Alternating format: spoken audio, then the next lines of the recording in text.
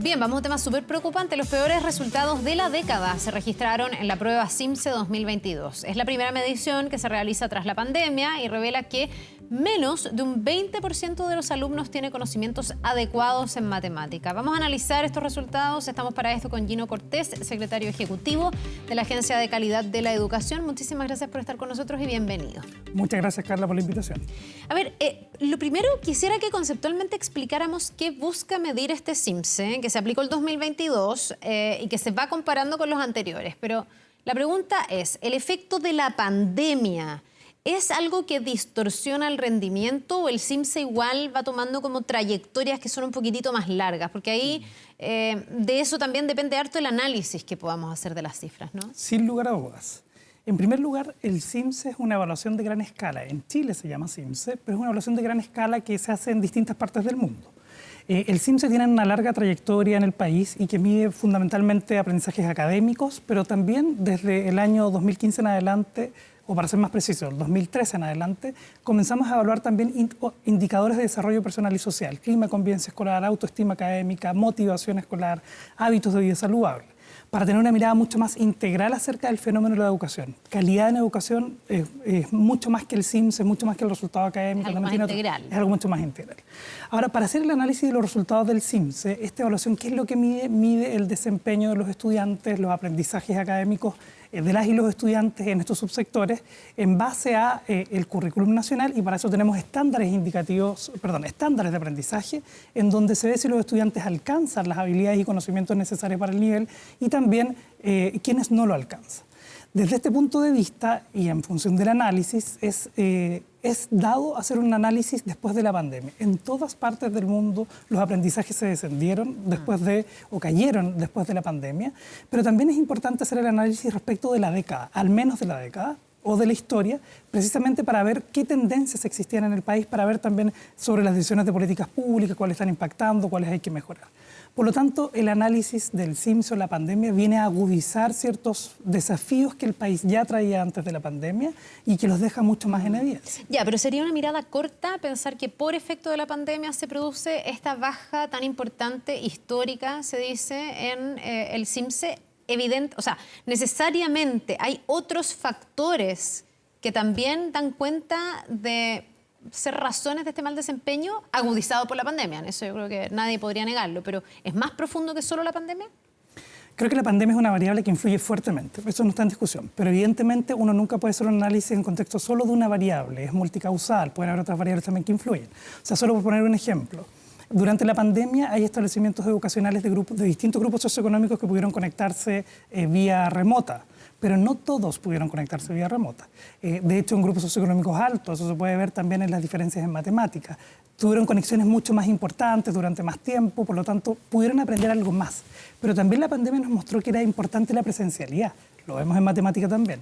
No da lo mismo asistir a clases, estar en la sala de clases y aprender fracciones, álgebra, patrones, en fin, una serie de conocimientos y habilidades necesarias, porque precisamente la aula, en la sala de clases unifica, es mucho más democrática, están todos sometidos a los mismos reactivos, están todos sometidos al aprendizaje del profesor. Por lo tanto, claro, la pandemia tiene un efecto, sin lugar a dudas, pero no es la única variable que influye, para eso también hay que mirar la década. Ahora, que un 20% o menos de los alumnos tengan los conocimientos que se requieren es algo súper preocupante, porque así es. En el fondo no se ha logrado transmitir, no sé, el mínimo, no sé cuál será el umbral deseable, pero en el fondo un 20% es súper bajo. Sí. Un 20% es bajo y estamos hablando ahí de la categoría o Esto es en matemáticas particularmente, ¿no? Que es como lo más afectado. Claro, es que el estándar de aprendizaje divide a los estudiantes en distintos logros, el nivel insuficiente, el nivel elemental y el nivel adecuado. El nivel insuficiente quiere decir que no se alcanzan los aprendizajes, las habilidades y conocimientos coherentes, consistentes para el nivel. El nivel adecuado sería el que alcanza, en el fondo, deseablemente ese resultado. Ese 20% al que se refiere está en este nivel insuficiente, que no los alcanza. El elemental lo alcanza con algunas dificultades y el adecuado es lo que efectivamente se espera para el nivel. En el caso de matemática, en segundo medio hablamos de un 18%, por ejemplo, de niños que alcanzan el nivel adecuado, si lo queremos ver desde otra perspectiva. Entonces, claro... O sea, 2 de 10. Sí, 2 de 10 2 de saben lo 10. que tienen que saber. Así es, en segundo medio en matemáticas. Y por eso esos análisis tienen que ser necesariamente hechos en este contexto. ¿Qué podríamos decir desde el punto de vista de las políticas públicas? Que los desafíos en matemática eran sin lugar a dudas muy importantes desde antes de la pandemia. Se acrecentan después, pero principalmente en educación media. En educación básica también hay una baja importante, no hay que desconocerla. Pero creemos que esto es remontable dentro de entre 3 y 7 años, que son las estimaciones que hemos hecho desde la Agencia de Calidad de la Educación, en conjunto con otros organismos internacionales. Claro, pero ese chico, chica, y peor chica, porque ya vamos a hablar de las brechas también, que está en segundo medio y que está dentro de los 8, que no tiene los conocimientos mínimos, ni siquiera estamos hablando de algo sobresaliente, es como de lo adecuado, le quedan 2 años para tratar de remontar o recuperar parte de lo que no aprendió y después le toca entrar a un mundo universitario que me imagino que es más exigente, o de educación técnica, o algunos del mercado laboral con un déficit importante. ¿Es recuperable eso que se perdió? Siempre en educación tenemos que tener la esperanza que los estudiantes puedan aprender. Ya, pero es que aquí hay también habilidades tenemos básicas. pies forzados, porque uno diría, todo es recuperable en la vida, pero en el fondo, poniéndonos y situándonos en el sistema educativo chileno, en la capacidad que tengan los profesores de poder apuntalar ese proceso, en la capacidad que tengan las familias, pues me imagino que todo eso influye, ¿no?, en qué tan recuperable es. Sin lugar a dudas. De hecho, por eso hay ciertos análisis y políticas públicas que apuntan en esa dirección. Lo que podemos ver es que en educación básica hay políticas públicas que han impactado. Por eso es que, por ejemplo, en lectura, cuarto básico se muestra estabilidad. Ese resultado nos sorprendió a todos. Está mejor que matemáticas, de todas maneras. Claro. Y más estable respecto del 2019, que es la muestra anterior. Tuvo una baja de 4 puntos, lo que estadísticamente no es significativo. Eso habla de estabilidad. ¿Y cuál es ahí la explicación? Porque en el fondo las condiciones de estudio, por así decirlo, deberían haber sido las mismas más o menos para matemáticas o para lenguaje. Claro, pero ahí hay una diferencia, porque en primer lugar, seguramente hay atribuciones de la política pública que vienen de la década. Lo que veíamos en la curva en cuarto básico de lectura es que hay una leve tendencia que se asocia a un 4,1% de factor, en el fondo, que permite explicar que en la década los estudiantes en cuarto básico en lectura iban aumentando sus resultados, tienen una baja de 4 puntos y se puede explicar por distintas políticas públicas, pero también ¿Pero por políticas esfuerzos. públicas como cuál? ¿El fomento lector, ese tipo de políticas? Claro, efectivamente. Como que en el fondo se haya dado currículum. énfasis a la lectura, a la escritura durante estos últimos años. Durante todos los gobiernos se ha puesto un especial énfasis en fomentar la lectura y la escritura, porque ahí hay una diferencia. La diferencia de niños que no aprenden a leer en segundo básico, entre segundo y cuarto básico, que no adquieren esa habilidad, tienen un peor pronóstico de aprendizaje para el futuro. A diferencia de segundo medio, que es un poco más remontable. Pero en la etapa inicial es sumamente importante que aprendan estas habilidades de forma temprana. Ya. Ahora, no sé por qué en matemáticas eso no se produce. No ha habido suficientes políticas públicas. Es un tipo de aprendizaje que es un poco distinto porque a lo mejor no está tan a la mano. Pienso también en el rol que tuvimos los papás durante la pandemia, donde a lo mejor a tu hijo de cuarto es más fácil apoyarlo en todo lo relacionado con leer, escribir, que es una habilidad que todos tenemos en esa época y son cosas más de comprensión como general que apoyar a tu hijo en, no sé, división, multiplicación y cosas más complejas, geometría, no sé, por los contenidos de cuarto básico que, por lo menos para mí, son un desafío hoy día. Entonces, me imagino que ahí también el apoyo de las casas, de las familias, puede haber sido un poco diferente, ¿o no? Sí, ahí se nota, ahí es muy claro el análisis. Es más complejo matemáticas. Lo que tú dices es cierto. Lectura en las casas durante la pandemia era algo que se podía ensayar en familias, contextos más cortos o contextos más complejos, y eso también explica en el fondo que es un aprendizaje ya más consolidado dentro del sistema educacional chileno y dentro de la sociedad en general. Matemática, ir o no ir al colegio hace la diferencia. No es lo mismo ir a aprender fracciones, no es lo mismo aprender geometría. Hay una diferencia de concepto. También yo creo que eso explica por qué la baja en los grupos socioeconómicos altos es un poco más baja. Igual es alta, son cerca de 3 o 16 puntos, si no mal recuerdo. El resto baja más, 20 puntos en segundo medio. Pero es porque las conexiones remotas probablemente hicieron cierto efecto, porque eran mucho más estables, tenían más acceso a tecnología, en fin. Sí, pero esa lógica de que los grupos altos, económicamente, digamos, socioeconómicos más acomodados, tengan un menor perjuicio a raíz de la pandemia, porque no es tan evidente como uno pensaba al comienzo. Alguien decía al comienzo, varios expertos, que probablemente quienes eran más acomodados iban a resistir mejor como el chaparrón de lo que significó la pandemia, porque había más capital cultural en la casa, porque hay más apoyo, porque hay mejores herramientas tecnológicas. Pero entiendo que los resultados no demuestran eso tan nítidamente. Lo que muestran los resultados... Fueron bien afectados los sectores altos. Sí, también están afectados. Por eso decía que era importante hacer el análisis después de la pandemia y antes de la pandemia. En el después de la pandemia, en lectura, el resultado de los grupos socioeconómicos altos es el mismo, 279 puntos. Pero si miramos en segundo medio, en lectura, los años anteriores, la baja es considerable, de más de 20 puntos. Por lo tanto, venían bajando, solo se estabilizan luego después de la pandemia. Por lo tanto, ¿resiste la pandemia? Sí, podríamos decir que la resiste. En lectura. En matemática no. En matemática todos bajan. El grupo socioeconómico alto, de hecho, baja 14 puntos. Y el grupo socioeconómico bajo baja 4 puntos. Y esa Bajan diferencia, menos. claro, ¿y por qué se podría explicar esa diferencia cuando todos pensábamos que los grupos económicos más vulnerables iban a ser mucho más afectados? Porque muchas veces no estaba la capacidad tecnológica, porque no estaba la conexión de Internet, porque, no sé, hay colegios que no podían mandar las guías, era mucho más difícil. Hay varias razones. En primer lugar, creo que hay políticas públicas que se enfocaron y siempre se han enfocado en aquellos que tienen mayores necesidades, en los que tienen más bajo desempeño. Operó como la protección. Claro, por lo tanto la baja puede ser un poco menor. Pero los grupos que más bajan son los grupos socioeconómicos medio, alto, medio, medio, bajo. Ellos presentan una fuerte caída. Los altos también bajan 14 puntos, pero menos que lo que bajan estos otros tres grupos socioeconómicos a los que me refería previamente. Yeah. Entonces creo que las explicaciones también pasan porque precisamente una de las atribuciones puede ser que las conexiones remotas funcionaron un poco más en los grupos socioeconómicos altos, pero en todos los grupos socioeconómicos, en matemáticas se nota la variable escuela o el factor colegio. Es decir, lo mismo que decía hace un rato, no da lo mismo ir a la escuela a aprender matemática, los conocimientos que se tienen que aprender en esos niveles necesariamente se tienen que dar en una sala de clase. La sala de clase es el factor que unifica y que permite controlar ciertas variables para que todos niños y niñas puedan aprender en igualdad de condiciones. Ya, vamos a la brecha entre hombres y mujeres, porque ahí también hay algo que busca una explicación y usted ayer dio una explicación que generó mucha repercusión y harta discusión en redes sociales, porque usted decía que había mediado aquí, para que las mujeres estuvieran más perjudicadas, el que las mujeres habían tenido que asumir más trabajo doméstico en la casa. ¿Qué tan constatado está eso?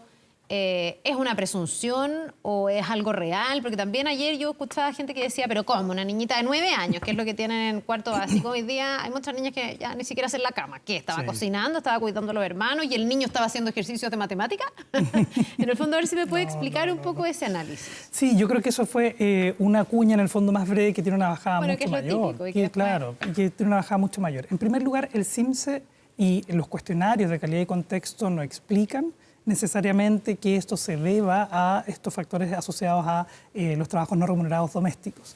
Estos son estudios que ha hecho la CEPAL del año 2022 y un estudio que también hizo el CIAE de la Universidad de Chile de experiencias educativas en casas de niños, niñas, pandemia, por pandemia del COVID-19. Un dato interesante que probablemente pueda ser más comprensible la explicación es que, por ejemplo, dicen, y leo textual, que niños de entre 4 y 18 años ayudaron más que los niños con tareas domésticas en el hogar durante el confinamiento, un 37,8% de los niños, un 41,6% de las niñas, aportando labores en el hogar todos los días. No es que los niños no apoyen, las niñas más que los niños. En ese sentido, dentro de las conclusiones, es que la CEPAL también dice que la pandemia, en el caso de los estudiantes mujeres, la reducción de las horas de estudio fue más pronunciada que para los estudiantes varones. Estudiaron menos. Claro, en función de las horas. Y debido al incremento de las horas que también ellos mencionan, en el caso de América Latina y el Caribe, dedicadas más bien a otras labores que no eran las académicas. Lo que sabemos en Chile, con datos ciertos, es que las niñas asistieron menos a clases que los niños. Y eso también, evidentemente, si uno va menos a clases, aprende menos y podría ser atribuido en parte a estos estudios a los que me estoy refiriendo, que no son de la Agencia de Calidad de la Educación, sino que más bien son otros tipos de estudios. Son otros estudios. Pero para analizar esta variable, y aprovechando que tengo un poco más de tiempo, que es la cuña que a uno le piden en la conferencia de prensa, es que esto evidentemente requiere un análisis mucho más profundo. Estos son algunas variables antecedentes de otros estudios, pero para poder ver la brecha con mayor detención necesitamos efectivamente poder analizarlo con más detención. La noticia buena de años atrás es que, y se demostró, tanto hombres como mujeres pueden tener los mismos resultados académicos en matemáticas. Se había logrado reducir esa brecha histórica. Claro, por lo tanto, esa brecha se puede remontar sin lugar a dudas. Estimaciones de 3 a 7 años. Ya, bueno, hablando de las estimaciones, de lo que viene, ¿para qué se pueden utilizar estas cifras? Porque ayer todo el mundo reaccionó, que esto era un terremoto, hay una capa tal vez más superficial, donde los distintos sectores políticos buscan su responsabilidad en esto o más bien su exculparse de la responsabilidad y responsabilizar al otro. Pero más allá de eso, que nos puede llegar a comer en lo estructural, en lo profundo, en la preocupación por nuestra educación, ¿para qué sirven estas cifras? ¿Para ver este último tramo? ¿Para analizar, cuestionar, cambiar políticas públicas que vienen desde más atrás? Hemos tenido en los últimos años fuertes cambios en políticas públicas en torno a la educación. Se terminaron los colegios subvencionados, hay hoy día una política de gratuidad, se puso mucho énfasis en la educación superior, que para muchos era un error. ¿Qué se hace con estas cifras? ¿Cuál es el análisis o la utilidad? El propósito del CIMSE es un propósito distinto al de las evaluaciones formativas. El CIMSE permite entregar información para las políticas públicas, efectivamente, y también permite, las evaluaciones muestrales así lo permiten. Las formativas es para tomar decisiones pedagógicas dentro de la sala de clase. Con eso, ¿qué estoy diciendo? Que el CIMSE, y con estos resultados, lo que permite es impactar en las decisiones de políticas públicas. En Chile tenemos experiencias de políticas públicas que han mostrado resultados y que han mostrado tendencias al alza. La recomendación sería mostrar esas políticas públicas porque no son resultados inmediatos y eso también es importante tenerlo en consideración. Un ejemplo de eso, por ejemplo, el surgimiento de la Ley de Subvención Escolar Preferencial, que en el año 2008 muestra un repunte en los aprendizajes de niños y niñas porque se entregan mucho más aportes, recursos, en fin, a establecimientos que tenían mayores necesidades. También hay otras políticas públicas que han mostrado resultados, como por ejemplo el LEM, o en el caso de las P900, los proyectos Montegrande, los proyectos MESE, el plan de acompañamiento, el PAC, de distintos gobiernos. Entonces, el CIMSE lo que ha mostrado es básicamente cómo se va moviendo académicamente los resultados en función de estas políticas públicas. ¿Qué es lo que se hace? Efectivamente permite contribuir al diagnóstico que hoy día también entregamos al Ministerio de Educación, y el Ministerio de Educación a través del plan de reactivación define algunas políticas públicas que van a permitir seguramente mejorar estos resultados. ¿Cuál es el llamado de la Agencia de Calidad de la Educación? Todos los países después de la pandemia tuvieron estas dificultades y todos los países hoy día tienen un plan de reactivación. En el caso chileno, en el caso de las tutorías u otros más, seguramente va a lograr remontar estos resultados en un periodo de tiempo. Pero también debemos razonablemente pensar en qué pasa después de lo urgente. Es decir, cómo hacemos que estos resultados no caigan en el tiempo y sean mucho más institucionalizados. Por lo tanto, podemos subir con los resultados y el desafío de la política pública ahora es pensar de manera unida. Es decir, y esto es un llamado también para todos los sectores, las políticas públicas, académicas y también la academia. Es de manera unida cómo definimos políticas públicas que nos permitan luego sostenerlos en el tiempo y mejorar la calidad de la educación. Ya, de hecho se ha llamado a revisar este plan de reactivación que tiene el Ministerio justamente para poder recuperar todos los contenidos que se perdieron, que los niños además puedan volver a clase, porque además hubo un impacto grande en la presencialidad. No sé si ahí hay que ponerse metas distintas y mientras conversábamos también me preguntaba cuánto se contrastan estos resultados con otros resultados o con otras evaluaciones que pudieran dar cuenta de qué es lo que incide en una baja o un desempeño que además históricamente ha sido deficiente, porque tampoco es que Chile comparado con otros países tenga, o sea, la región puede haber tenido un buen desempeño, entre comillas, pero cuando se daba la pizza respecto de países de la OCDE salíamos siempre para atrás. Entonces, pienso, no sé, la evaluación de los docentes, que es algo que no se ha podido hacer, con además un colegio de profesores que durante la pandemia insistió en que los niños se quedaran en la casa y no que volvieran a clase. Entonces, no sé si hay cifras, formas de contrastar esto para poder saber exactamente dónde están los nudos críticos. Desde el punto ¿Se de vista de saben los dónde están aprendizajes. los nudos críticos? O sea, para esta cifra, además de solo presumir, porque es obvio y todo el mundo lo constató, que hay un fenómeno y un efecto de la pandemia, ¿cómo vemos que otros factores son los que están incidiendo? ¿Cómo vemos dónde más están las fallas del sistema escolar?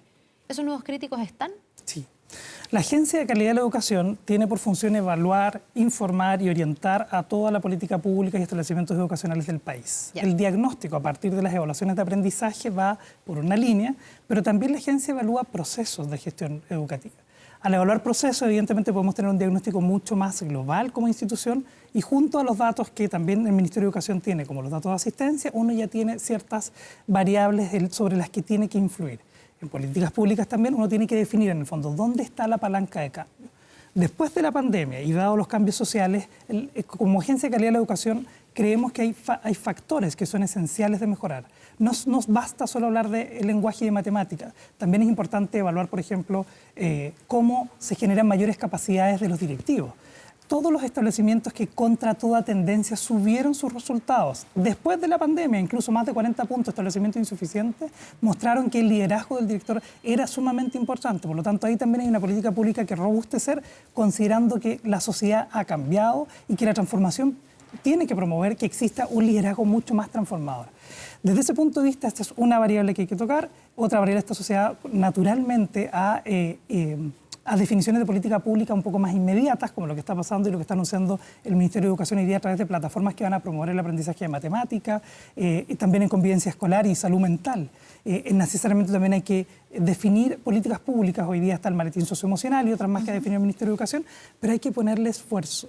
Y me voy a dar el permiso, Carla, de decirlo como con toda propiedad, pero estas políticas públicas tienen que trascender gobiernos para poder mostrar el impacto. Claro. Ha pasado en años anteriores, sin lugar a dudas. El ejemplo de la Agencia de Calidad de la Educación, el surgimiento de otras instituciones del sistema de aseguramiento son un ejemplo de políticas públicas que en el fondo permite mantener y que son estructurales. Y también quisiera aprovechar de dar un mensaje más esperanzador. Es cierto que vamos a conocer a fin de año los resultados de PISA. Es cierto que estamos por bajo el promedio de los países de la OCDE. En América Latina y el Caribe, Chile siempre ha estado liderando en términos de los resultados. Y cuando hablamos con nuestros socios, pensando en socios estratégicos, en países, hay que valorar la institucionalidad educacional en Chile, la que hoy día existe. Tenemos una robusta institucionalidad, hay que cuidarla. La diferencia está en ponernos de acuerdo en políticas públicas que nos permitan trascender a los gobiernos y que permitan impactar mejor en los resultados del aprendizaje. Y todo esto naturalmente no se puede hacer sin considerar a los profesores, sin considerar esta variable y la formación de capacidades y de adaptarnos en un mundo que ha cambiado tan vertiginosamente como el de hoy. Ya, pues, ojalá que sirva como insumo para mejorar, que al final es lo que todos queremos, una mejor calidad de la educación. Muchísimas gracias, Gino Cortés, el secretario ejecutivo de la Agencia de Calidad de la Educación, por haber compartido con nosotros los datos y también el análisis. Muchas gracias. Que le vaya muy bien. Gracias. Que tenga un buen día. Vamos a otra cosa.